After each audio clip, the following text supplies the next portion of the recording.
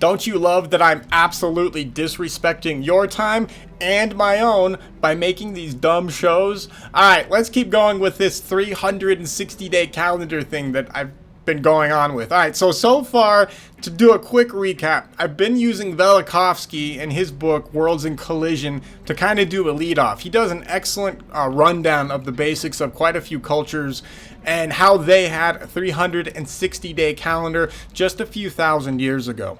The last show we were doing, we kind of ended up with the 18th dynasty in Egypt. But before we go back into Velikovsky, what I wanted to do here really quick was go over a quick list of different cultures that had a 360-day calendar, just so you can grasp like how crazy this truly was. So one of the things I think needs to be said, like hardcore said, is that the 360-day calendar, it wasn't in like one or two civilizations back in the day. It was in everybody that had a calendar that we know of that had a calendar. Everybody had this particular calendar.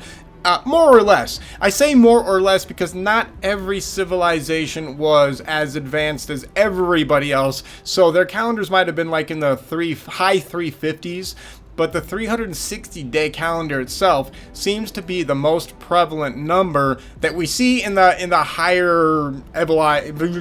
higher societies, whatever we want to call those guys. This matters because not every single culture back then that was dealing with the 360-day calendar actually even really cared to keep a calendar. So the cultures that we're going to talk about are the ones that we have archaeological evidence for, or we have some sort of a oral tradition that would have maintained and remembered the calendar from back in the day. And I know it's easy to hate on oral tradition, but on this channel, what I want to do is I want to take oral tradition serious. Like, if I don't care what culture or whatever it is, if they have an oral tradition, I want to listen to it. So anyway, let's go through just a list of some of the cultures that had a 360-day or a close to 360-day calendar so that you can get a true idea of how widespread this was. Now, this list is also not comprehensive. There's more, but I want to get into talking about more of the details from the stuff that we actually know more about. Now, one other quick thing, I realized that some of the things I'm going to list here, you can say, yeah, but those calendars aren't exactly 360 days. Some of them are like 350 to 355-ish days. But if you take that perspective, you have to understand that that perspective is very much a mainstream narrative perspective. And we're not going to really focus in on that. We're going to look back on the old ancient stuff. But I'm just going to read this list off really quick that just gives you an idea of, at the very least, regardless of how crazy you think any of this stuff is, the fact of the matter is that all ancient cultures back in the day, for whatever reason, did not use the 360-day calendar. Now here's the list after 12 hours of talking. Here we go. The first on the list, the Islamic calendar. Now this is the Hijri calendar specifically. Then we move on to the Hebrew calendar. Then we have the Chinese calendar, the Hindu calendar, the Mayan calendar, the Ethiopian calendar, the Balinese Pawakan calendar, the Mesoamerican calendars, the Tibetan calendar, the Saka calendar, that's an Indonesian type of calendar. Now, those are just 10 examples of people that had a calendar that was more around the area of 360 days. Now, I realize you can turn this around really quick if you just did a quick Google thing, and you could say, but these aren't 360-day calendars. They're not, they're lower than 360, right? So my point here is that if you're doing a Google search, you're going to find the most basic, garbage, mainstream research you can find. What you aren't going to find is you are not going to find the real good research that goes into this. I mean, not saying you can't find it, actually. I think if you probably did just a little bit more digging, even on something like Google, you could probably find this stuff. But my main reason for playing devil's advocate basically against myself in this case is that I want you guys to realize that there are more than the first page of Google as a possible answer to, archaeology and history. So don't forget that. You might have to do a little digging. And in fact, if you can not use Google, that would be even better. Anyway, so I'm going to go back to Velikovsky. He's talking about the 18th dynasty in Egypt, and then he'll carry on with more cultures and how they also had 360 days in their calendar. I honestly don't remember where I left off. I think it was around here. Anyway, the new moon festivals were very important in the days of the 18th dynasty. This is Egypt. On all the numerous inscriptions of that period, wherever the months are mentioned, they are reckoned as 30 days long. Now, that's actually an important statement because, like I was just complaining about mainstream trash, mainstream really tries to fit in the whole moon situation of, 29 and a half-ish days, and they were apparently all of our ancient cultures were too stupid to understand the 29 and a half day situation. You're going to find that if you go do the most basic of research, that you see mainstream just absolutely coping, trying to figure out ways to fit in the current moon with how they saw things back there. And it gets a little confusing. So it's important to understand that these guys back during this period of the 360-day calendar, the moon was a legitimate, almost precise, almost perfect 30-day cycle. It had a rotationary period around the Earth in 30 days, and they were able to calculate the year using the moon. That's how precise it was. Now, that of course raises a whole other plethora of questions that we might deal with later. But for now, let's keep going on with this. I just wanted you to remember that they are using the moon at this point in time to do their calculations for their calendar, and that's everybody, all right? The fact that the new moon festivals were observed at 30-day intervals implies that the lunar month was that duration. So like I just said, it was, if they're using the 30-day moon, they wouldn't have used it if it wasn't 30 days. You wouldn't do that. There's no reason for that. Recapitulating, we find concordant data. The Canopus Decree states that at some period in the past, the Egyptian year was only 360 days long, and the 5 days were added at some later date. The Ebers Papyrus shows that under the 18th dynasty, the calendar had a year of 360 days divided into 12 months of 30 days each. Other documents of this period also testify that the lunar month had 30 days, and that a new moon was observed 12 times in a period of 360 days. The Sothis book says that this 360-day year was established under the Hyksos, who ruled after the end of the Middle Kingdom preceding the 18th dynasty. In the 8th or 7th century, the 5 Epigomena days were added to the year under conditions which caused them to be regarded as unpropitious. Yeah, okay, I already read all that. We'll keep it anyway, because it's a good setup. It's just it's a nice transit. Plus, it's not like you're doing anything with your time right now. I mean, you're here, you're listening to this, you've got time. You could definitely waste it with me. Alright, let's keep going. Although the change in the number of days in the year was calculated soon after it occurred, nevertheless, for some time, many nations retained a civil year of 360 days divided into 12 months of 30 days each. Now remember, this is an actual psychological problem that humans ended up having once the year gets messed up. So if you have a 360-day year, and then all of a sudden you have an extra 5 days added to your year, it's interesting to see that these civilizations had a problem dealing with this new fact in their societies. And how they dealt with it is interesting, and I think he covers some of that. So I'll just keep going. Cleobulus, who was counted among the 7 sages of ancient Greece in his famous allegory, represents the year as divided into 12 months of 30 days.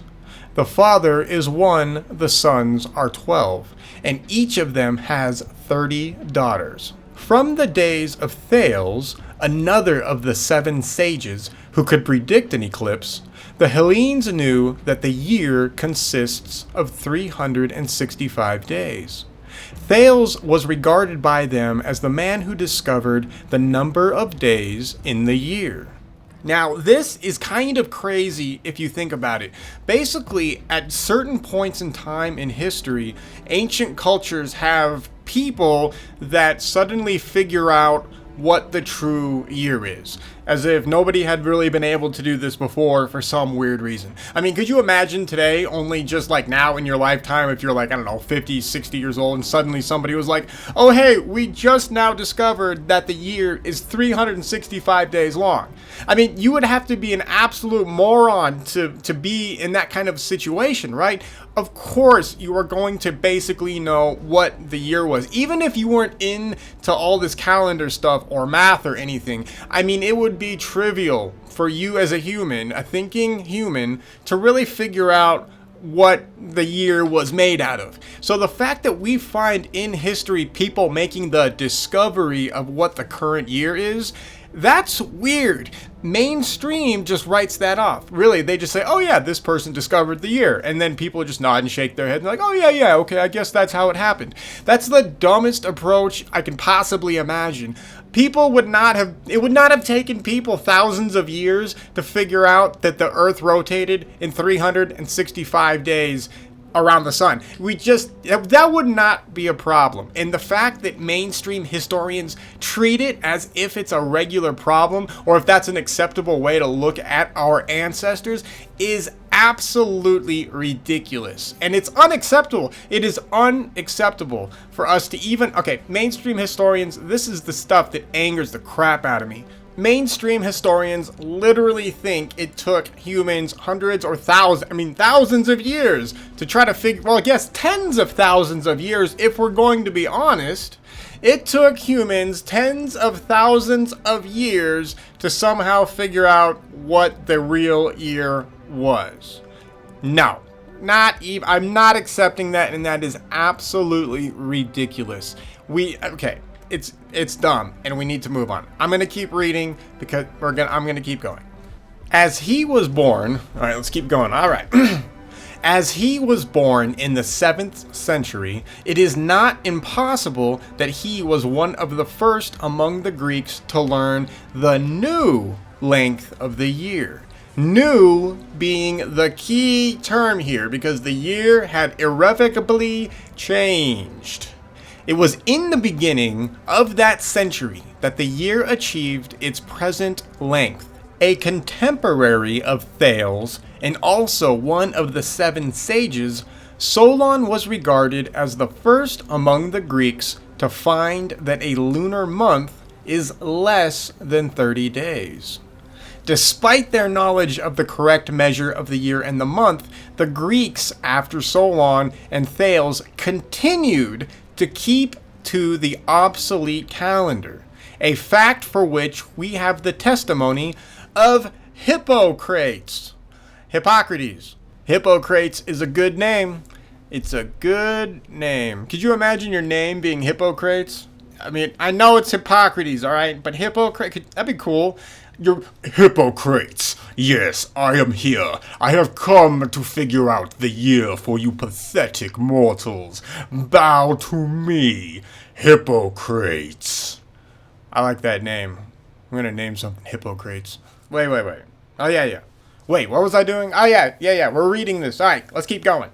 Xenophon, Aristotle, and Pliny. The persistence of reckoning by 360 days is accounted for not only by a certain reverence for the earlier astronomical year, but also by its convenience for every computation.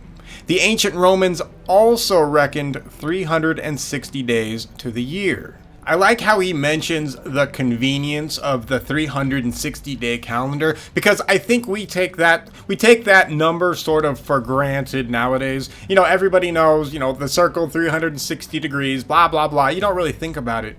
But could you imagine if our year was indeed 360 days? That would be one hell of an interesting orbit that we would have. The fact that the circumference of a circle is 360 degrees, and then our orbit around the sun is 360 days. That's pretty damn interesting. So this is one of the reasons why I think the 360-day calendar is being scrubbed from our history. I'll just be blunt about it. Ancient calendars and their true meanings are absolutely being just wiped off the historical map. Like the Mayan calendar, for example, right? So all of a sudden, mainstream history, or at least I should say the mainstream media, suddenly started making it sound like the Mayan calendar was this perfect, flawless prediction calendar that would tell us what would happen in the future in 2012, right? So we got all of that crap going on. And obviously, we're all still here. I get it. You could say, well, we're on a different timeline now, or whatever. Fine. I can't argue with you on that. But anyway, for right now, we're all here. We're still alive as far as I am aware. So the outcome of the Mayan calendar being put in the kind of spotlight that it was put on, what it's done is it almost basically delegitimized anything that calendar may have actually truly said or been able to reveal to us. I mean, think about that now. Think about how your average person now looks at the catastrophes or whatever that are supposed to be recorded and predicted in the Mayan calendar. Now nobody really takes it seriously, at least in the mainstream. I'm not talking about everybody. You know, there's obviously those of us who still pay attention to it. But as far as the mainstream mindset goes, the Mayan calendar has been absolutely discredited as far as the layman goes. So why? What's the point of discrediting an ancient culture's calendar? Why would you do that? Well, you do it if people were starting to understand and get too close to the truth about what that calendar actually revealed. Now, I'm not going to get into that right now, but it's just something to think about. Anyway, so a 360-day year would be, that'd be a mathematical amazement. That would be very hard to reconcile with our current idea of mainstream cosmology. So by that I mean, if we had a 360-day orbit around the sun, how likely is that to be natural, right? Now this is my problem actually with the moon and the calendar. And I've done a couple other videos on the moon, and I have more that I want to kind of dive into, because there's a weird period in human history to where all of a sudden you have the moon rotating 30 days around the Earth to give us a 30-day calendar, and then you have the Earth rotating around the sun in 360 days. The convenience of that kind of mathematical proportions is amazing, right? If we had 360 days right now, everything would be very streamlined, right? There wouldn't be any of those weird variances. We would not need a leap year, for example. And these people didn't have a leap year back in the day. Those concepts of intercalary periods, they didn't exist. They didn't need them just during this time period anyway. There's another calendar, or two calendars actually, that happened. We're focusing on the 360. So the convenience of that kind of a solar system configuration that we could have used to tell time and to calculate time, that is extremely convenient, and that is extremely eye-opening from a mathematical geometrical perspective as well, right? Because that, even if everybody was a dumb caveman, if you could actually start going off of concepts like 360 degrees, you go around the sun, see, that could lead into other mathematical concepts that you may not have at the time. It's almost like it's a window being opened for humanity by something or someone else. Now, I don't have any opinion on any of that, but it is very interesting that we do run into this kind of a situation if we think about the Sumerian tales about creation of man, etc. Then, anyway, all right, let's keep going with the calendar. All right, so we read the Romans also at some point in time, or in the same time period as everybody else, also reckoned 360 days to the year. That's where we left off before I started rambling. All right, let's go. Plutarch wrote in his Life of Numa that in the time of Romulus, in the 8th century, the Romans had a year of 360 days only. Various Latin authors say that the ancient month was comprised of 30 days. On the other side of the ocean, the Mayan year consisted of 360 days. Later, 5 days were added, and the year was then a tun. A tun, this is their language, T-U-N, is a 360-day period. And 5 days. So basically that sentence, I know I just interrupted myself. Later, 5 days were added, and the year was then a 360-day period and 5 days. Every fourth year, another day was added to the year. They did reckon them apart and called them the days of nothing, during which the people did not anything, wrote J. de Acosta, an early writer on America. See, here we go again, right? So even everybody doesn't know what to do with the extra days. I love this. This is one of the reasons why it's easy to believe that something like this was going on, because there's a very psychological human aspect of it that we run into everywhere across the planet. And this is exactly what we would expect if the year did indeed change. People, they didn't know what to do. The extra days, what the hell do you do with them? Alright. Friar Delgado de Landa, in his Yucatan Before and After the Conquest, wrote, "They had their perfect year like ours, of 365 days and 6 hours, which they divided into months in 2 ways. In the first, the months were of 30 days, and were called U, just the letter U, which signifies the moon. And they counted from the rising of the new moon until it disappeared. The other method of reckoning, by months of 20 days duration, Unile Heneke, reflects a much older system, to which I shall return when I examine more archaic systems than that of the 360-day year." So, Velikovsky also talks about what the year was before 360 days, and that would have been the year period where Earth had already gotten out of the Saturnian configuration and had at least sort of settled down before everything went crazy again. Anyway. De Landa also wrote that the 5 supplementary days were regarded as sinister and unlucky. They were called days without name.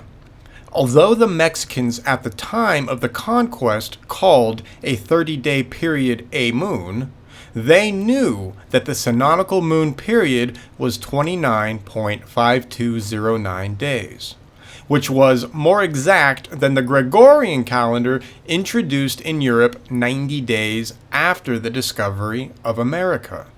Obviously, they adhered to an old tradition dating from the time when the year had 12 months of 30 days each, for 360 days in all.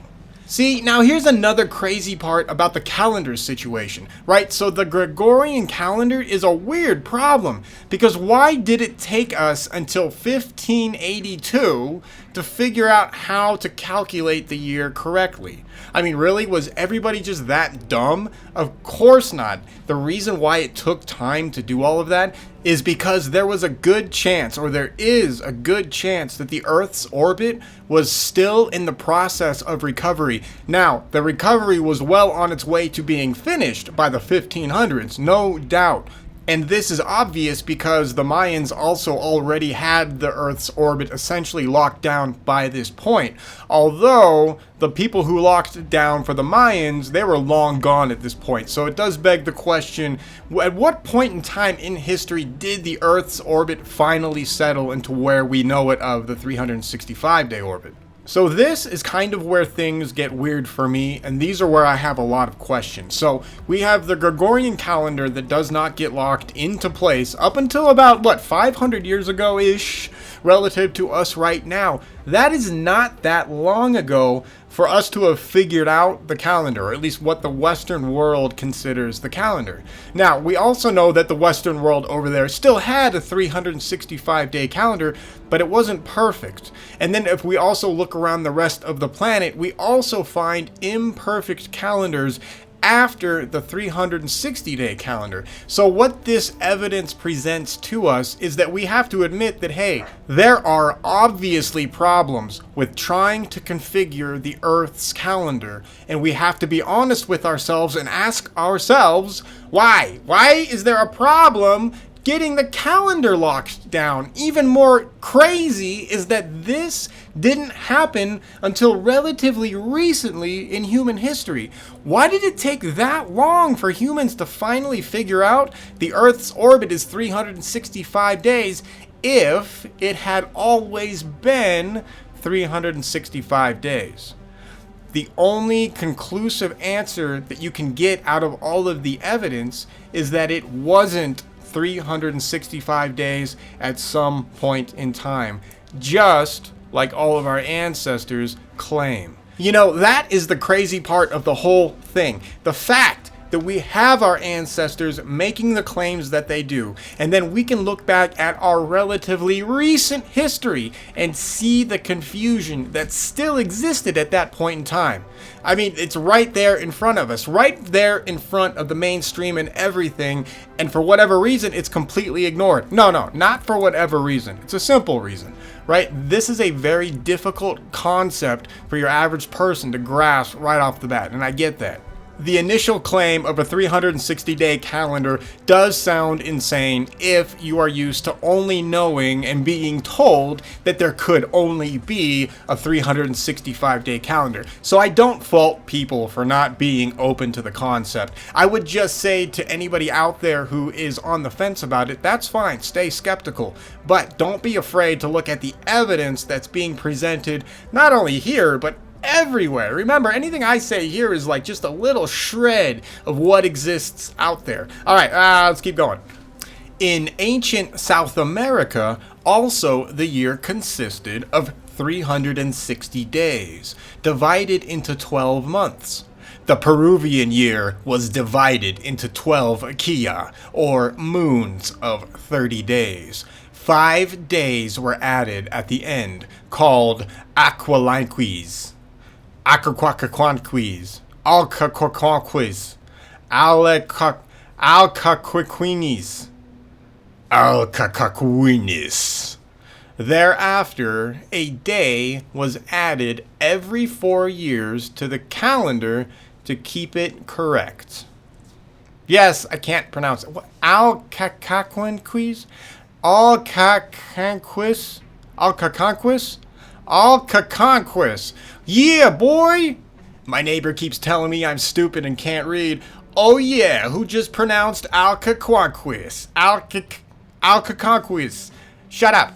Alright, let's wrap this up. So we're going to call it right there for the reading, but really quick.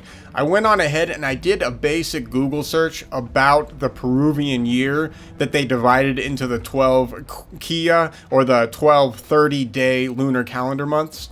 So, and sure enough, there it is in Google. Even Google, this garbage place, they even have results that show the 360-day year. So it's interesting to see that we can find some of these more, what people would assume are crazy calendars, but they're right out there as well, even in the mainstream, for you to find and study.